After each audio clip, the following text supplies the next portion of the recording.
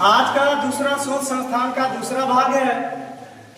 पहला आता है केंद्रीय वन अनुसंधान संस्थान, दूसरा अगला है भारतीय सर्वेक्षण विभाग और भारतीय पेट्रोलियम संस्थान। इन तीनों का एक जगह है मुख्यालय, वो है देहरादून। देहरादून में हम सबसे पहले हरा को घेर लें और केंद्रीय वन अनुसंधान में हम वन को घेर लें, तो आप यह देखेंगे कि जो भी वन होता है वह वन कैसा होता है, हरा होता है। इस आधार से हम केंद्रीय वन अनुसंधान संस्थान को याद कर सकते हैं, हरा से देहरादून। अब आते हैं वन। वन जब भी हम लगा लेते हैं तो अक्सर हम उसका हमेशा सर्वेक्षण करते रहते हैं। तो इसके अलावा जब उसका हम सर्वेक्षण कर लेते हैं तो एनी टाइम, हर समय हम उसका पेट्रोलियम करके देखते रहते हैं कि कहीं न कहीं वो पौधा कोई काटा तो नहीं, कहीं किसी तरह से वो बिगड़ा तो नहीं। इस आधार पर हम तीनों का याद कर सकते हैं, देहरादून।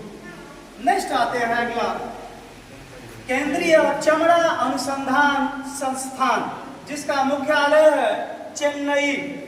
अब हम चेन्नई वाले भाग के चौ को पकड़ लें और चमड़ा के चौ को पकड़ लें। चौ से चमड़ा, चौ से चेन्नई, रिलेट कर लेंगे, को रिलेट करके इस चीज को हम याद कर सकते हैं। अगला आता है केंद्रीय तंबाकू अनुसंधान संस्थान, जिसका मुख्यालय है राजमुंदरी, अर्थात यह पड़ेगा आंध्र प्रदेश में। राजमुंदरी में हम मूंग को पकड़ लें और तंबाकू को पकड़ लें। जब हम गांव घरों में देखते हैं कि कोई व्यक्ति तंबाकू पीता है, अर्थात नशीला पदार्थ पीता है, तो वह क्या करता है, पूरे आंख को मूंद लेता है और जब वह पी लेता है तो जब उसको नशा हो जाता है तो अपने आप को वह क्या समझता है, राजा समझता है। अर्थात इस प्रकार से हम समझ सकते हैं कि तंबाकू अनुसंधान संस्थान का मुख्यालय राजमुंदरी है। नेक्स्ट आते हैं केंद्रीय खाद्य प्रौद्योगिकी अनुसंधान संस्थान, इसका मुख्यालय है मैसूर। मैसूर पड़ता है कर्नाटक में। इस कर्नाटक का ही पुराना नाम मैसूर है। मैसूर को अगर हम को रिलेट कर ले, एक हमारी खाद्य चीजें आएगी। क्या वो खाद्य चीज आएगी, मसूर। मसूर आती है जो दाल के तौर पर हम इसका प्रयोग करते हैं। मसूर को रिलेट करके हम मैसूर पढ़ सकते हैं। इस प्रकार से हमारा स्पष्ट हो जाएगा कि केंद्रीय खाद्य प्रौद्योगिकी संस्थान मैसूर में पड़ता है। नेक्स्ट अगला, केंद्रीय गन्ना अनुसंधान संस्थान, इसका मुख्यालय कहाँ है, तो कोयम्बटूर में पड़ता है।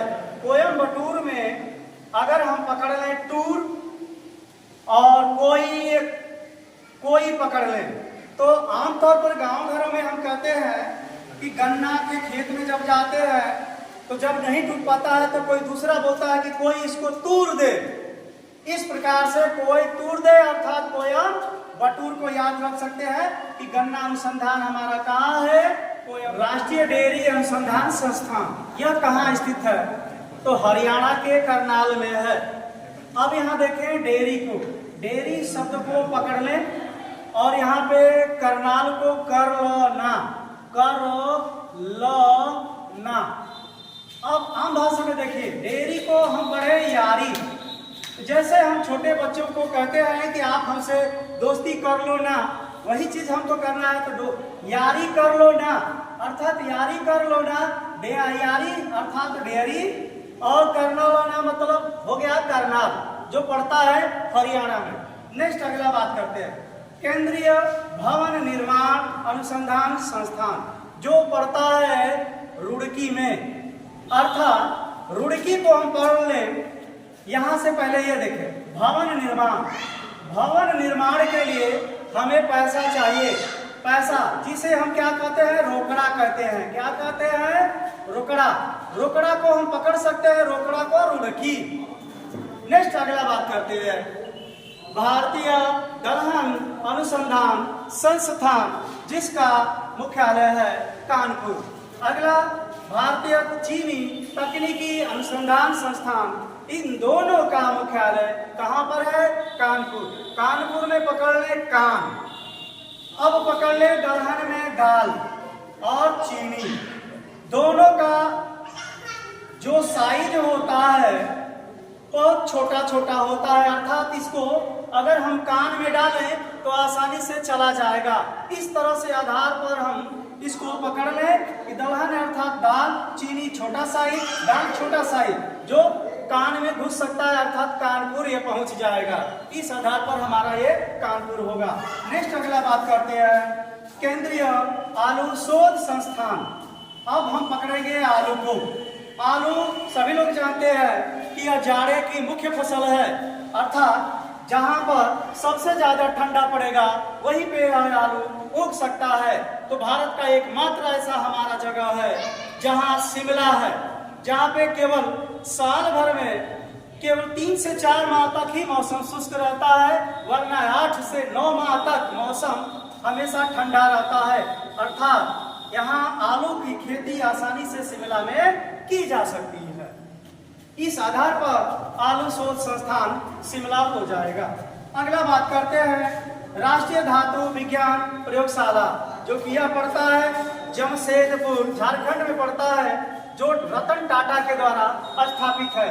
तो रतन टाटा के द्वारा स्थापित जो चीज होगी वह लोहा है। तो लोहा को हम किस में लेते हैं? धातु में ही लेते हैं। इस तरह से हम याद कर सकते हैं इसे कि राष्ट्रीय धातु विज्ञान प्रयोगशाला का मुख्यालय कहाँ है? जमशेदपुर में।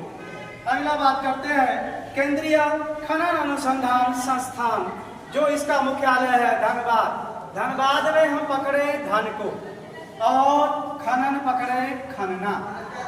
जब हम किसी चीज को खनते हैं जमीन के अंदर से तो उसमें से क्या निकलता है? धन निकलता है।